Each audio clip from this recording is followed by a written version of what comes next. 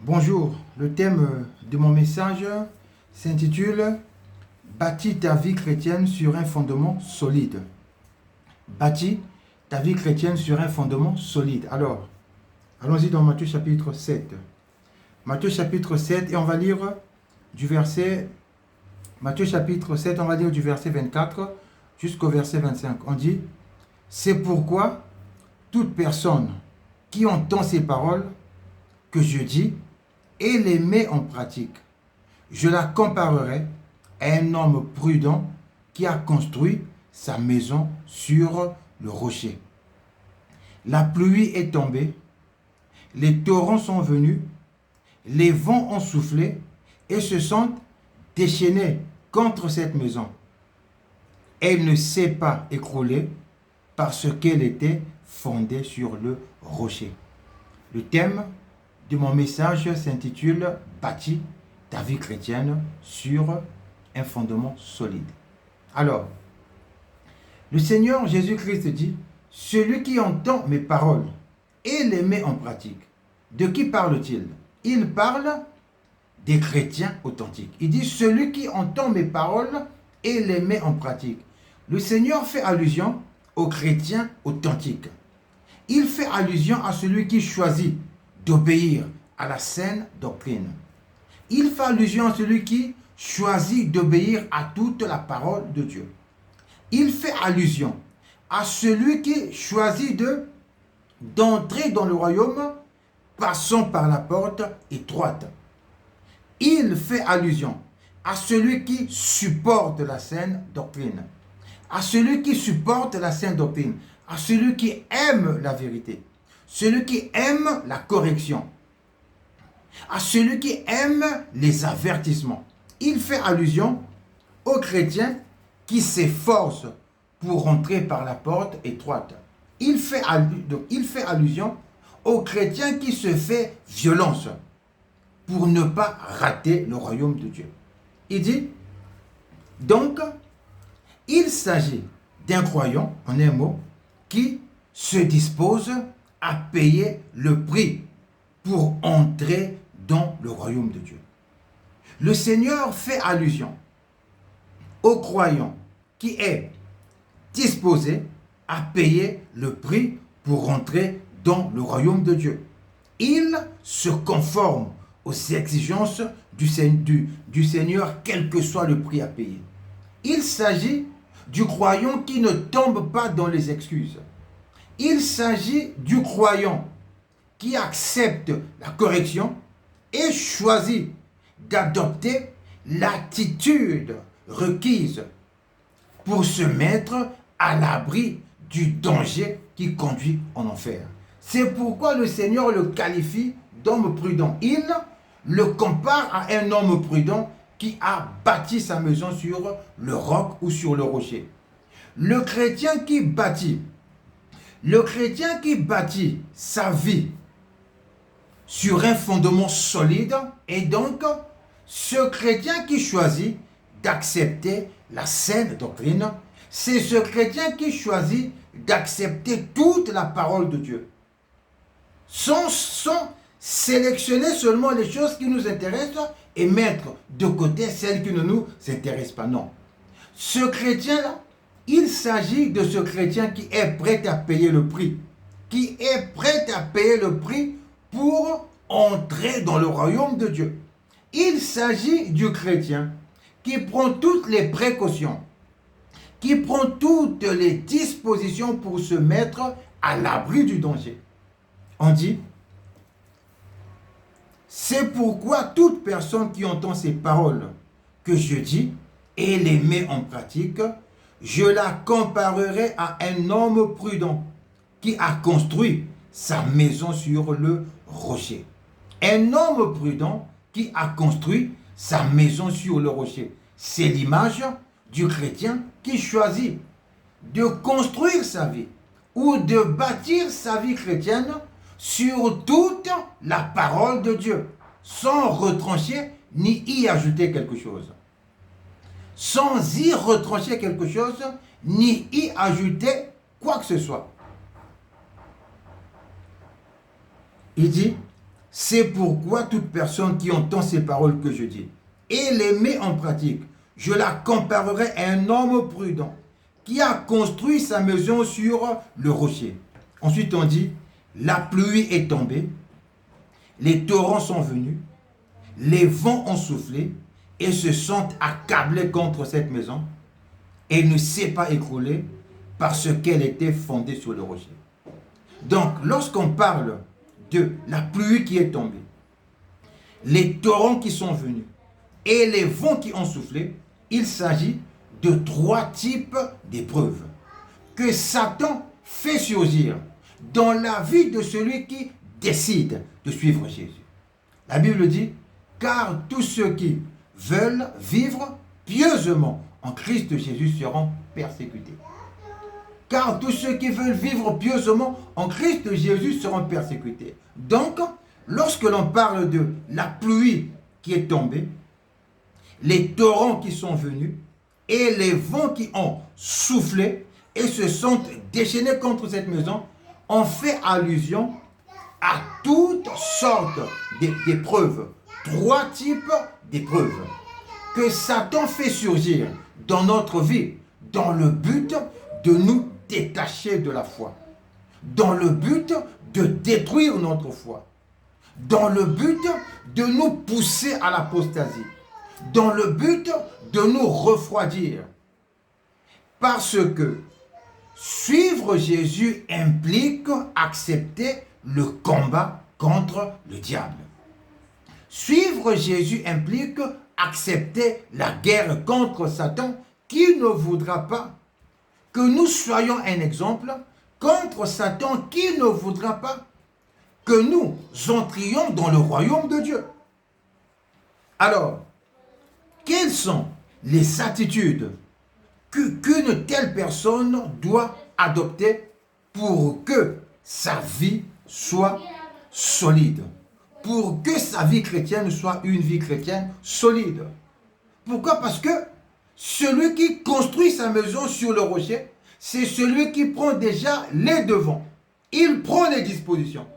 Il prend les dispositions. Il est conscient que Satan va se lever. Il est conscient que Satan va se lever. Donc, il prend les dispositions. Il se prépare à adopter des attitudes face à la pluie, face au torrent, face au vent. C'est-à-dire que face à ces 3 types d'épreuves que Satan fait surgir contre nous pour détruire notre foi. Alors, la première attitude, c'est l'action de grâce face aux épreuves. L'action de grâce face aux épreuves. Donc, je sais que quand je marche avec Christ, Satan va m'attaquer dans n'importe quel domaine. Il peut m'attaquer dans le domaine de la santé. Il peut m'attaquer dans le domaine des finances. Il peut détruire mes relations. Il peut salir mon image. Il peut me créer des blocages partout ou des obstacles partout. Donc, il faut que je me prépare déjà psychologiquement et il faut que je prenne déjà les habitudes ou les attitudes requises pour faire face aux épreuves. Alors, la première attitude, c'est l'action de grâce face aux épreuves. Qu'est-ce que ça veut dire, l'action de grâce face aux épreuves? Ça veut dire que lorsqu'une épreuve surgit, lorsqu'un problème surgit, le Seigneur veut que je lui dise merci. Le Seigneur veut que je le loue. Le Seigneur veut que je lui rende grâce. Pourquoi? Parce qu'il fait contribuer toutes choses à mon bien. La Bible dit dans Romains chapitre 8, au verset 28, il est dit « Tout contribue au bien de ceux qui aiment Dieu. » On dit « Tout contribue au bien de ceux qui aiment Dieu. » Donc ça veut dire que la pluie, les torrents et les vents contribuent à notre bien. Les épreuves que Satan fait surgir. Tu te dis, ah, depuis que j'ai donné ma vie à Christ, j'ai eu des problèmes dans mon boulot. J'ai eu des problèmes avec mes collègues alors que je leur ai rien fait. J'ai eu des problèmes avec mon chef et voilà que j'ai été renvoyé injustement de mon boulot. Le Seigneur te dit, rends-lui grâce. Rends-lui grâce, loue le Seigneur, car ce renvoi contribue à ton bien. La Bible dit, tout contribue au bien de ceux qui aiment Dieu. Il fallait que Joseph soit vendu. Il fallait que Joseph soit vendu et ensuite qu'il soit plus tard prisonnier pour qu'enfin il entre dans la destinée que le Seigneur avait préparée pour lui. Donc pour que le Seigneur établisse Joseph dans la gloire qu'il avait préparée pour lui, Joseph est passé par des épreuves.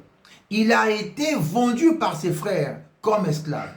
Et lorsqu'il est arrivé dans la maison de Potiphar, malgré son innocence, malgré son honnêteté vis-à-vis de son chef et vis-à-vis de la femme de son chef, Joseph a subi une calomnie, il a subi une diffamation qui l'avait conduit en prison.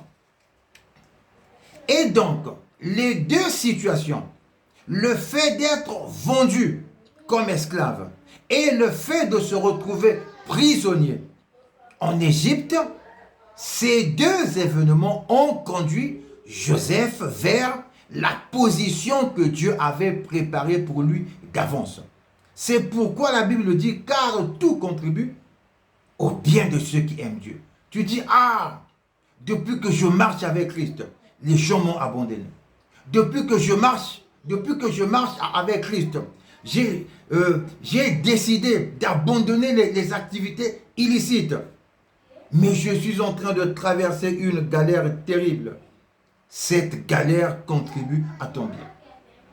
Cette galère contribue à ton bien. Ma soeur, tu dis, depuis que j'ai abandonné cet homme marié parce que j'ai écouté l'évangile, je n'ai plus de quoi m'acheter les laits de beauté. Je n'ai plus de quoi m'acheter ceci, ou mettre le crédit, ou payer le loyer, ou faire ceci. Écoute-moi bien, cette souffrance que tu es en train de traverser de manière temporaire contribue à ton bien. La Bible dit, car tout contribue au bien de ceux qui aiment Dieu. Tu dis, ah, depuis que j'ai donné ma vie à Christ, on m'insulte, on me maltraite, on salit mon image, on dit ceci à mon sujet. La Bible dit ceci. Dans 2 Corinthiens chapitre 12, il est écrit, c'est pourquoi je me plais dans les faiblesses. L'apôtre Paul dira ceci, dans 2 Corinthiens chapitre 12. Dans 2 Corinthiens chapitre 12, il va dire ceci. Dans 2 Corinthiens chapitre 12, au verset 10, il dira, c'est pourquoi je me plais dans les faiblesses. C'est quoi les faiblesses? Les faiblesses, l'expression faiblesse au pluriel fait allusion aux situations où nous sommes obligés de mourir à nous-mêmes à cause de Christ. On te diffame, tu supportes la diffamation. On te maltraite, tu fais du bien à celui qui te fait du mal. C'est ça les faiblesses. C'est ça les faiblesses. Paul dit, je me réjouis. Il dit, c'est pourquoi je me plais dans les faiblesses, dans les insultes, dans les détresses, dans les persécutions, dans les angoisses pour Christ. En un mot, c'est pourquoi je me plais dans la souffrance que je subis à cause de ma foi en Christ Jésus. À cause de mon attachement à Christ Jésus. Je me réjouis. Ça prouve que ma marche plaît au Seigneur. Et ce sont des situations qui me mettent dans l'obligation de manifester le caractère de Christ, de manifester la nature de Christ.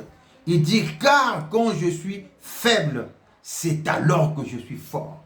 Il dit, car quand je suis faible, ça veut dire quoi? Car quand je suis faible, ça veut dire car lorsque je diminue, lorsque je diminue à moi-même, ou je meurs à moi-même. Je diminue, je meurs dans ma chair.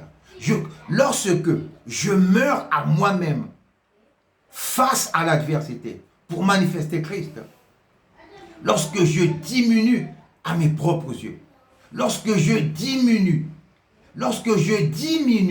aux yeux des autres, lorsque je diminue à mes propres yeux, lorsque je meurs à moi-même pour manifester Christ, c'est ça ce qu'il dit, car quand je suis faible, c'est alors que je suis fort. Tu entends? Car quand je suis faible, c'est alors que je suis fort. Car lorsque je bénis celui qui me maudit, lorsque je fais du bien à celui qui me fait du mal, lorsque je supporte l'injustice à cause de Christ, c'est ça être faible. C'est ça ce qu'il dit. Quand je suis faible, car quand je suis faible, c'est alors que je suis fort. C'est alors que mon niveau d'autorité sur le plan spirituel augmente. C'est alors que le niveau d'exaucement de mes prières augmente. C'est ça. C'est un sujet de joie, dit l'apôtre Paul. Pour moi, le fait de souffrir pour Christ, le fait de supporter les insultes, les persécutions, les détresses à cause de mon attachement ou de ma dévotion, ou le fait d'être obligé de diminuer à mes yeux, de mourir à moi-même pour manifester Christ devant l'adversité, pour moi c'est un sujet de joie, dit l'apôtre Paul, inspiré par le Saint-Esprit. Il dit c'est un sujet de joie. C'est un sujet de joie.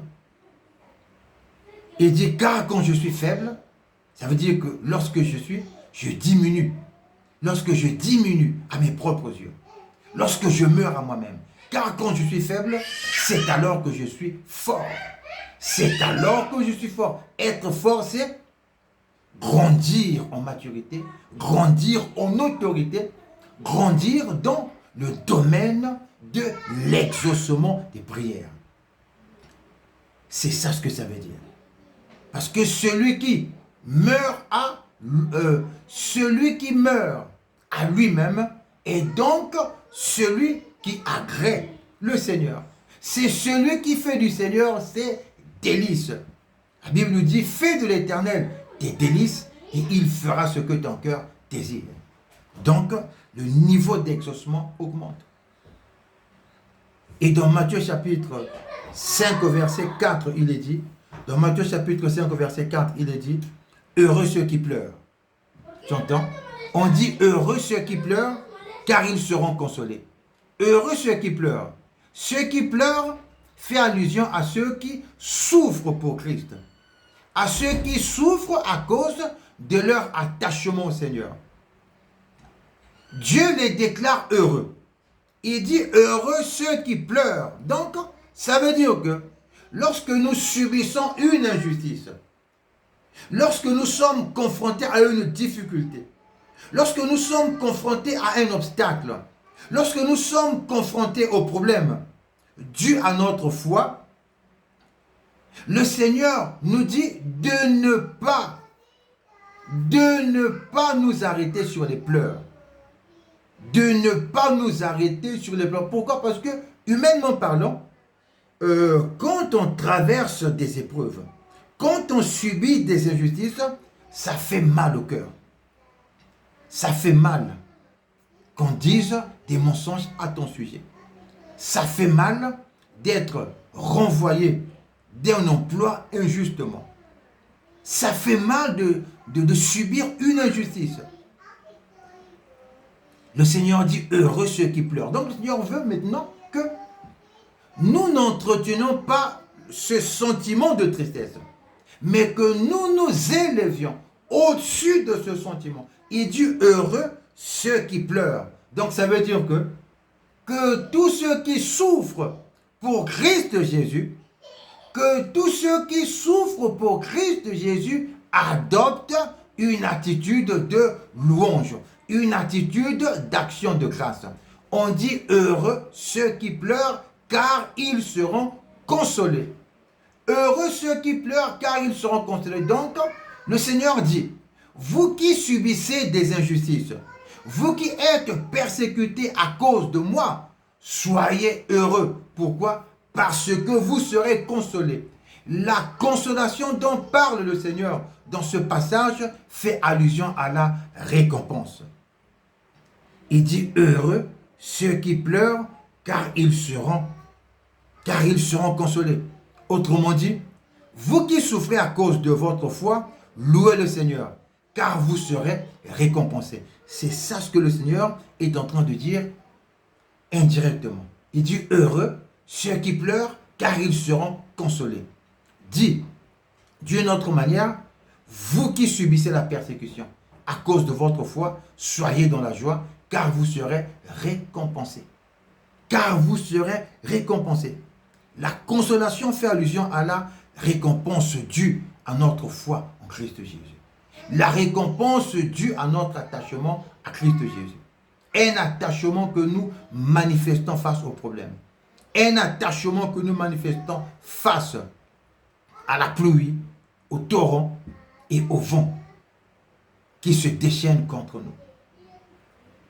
Supporter la persécution permet à Dieu d'impacter notre environnement. Supporter la persécution nous fait prospérer sur le plan matériel. Dieu nous fait prospérer. Supporter la persécution. Pourquoi? Parce que celui qui supporte la persécution honore le Seigneur. Et celui qui honore le Seigneur sera honoré par le Seigneur.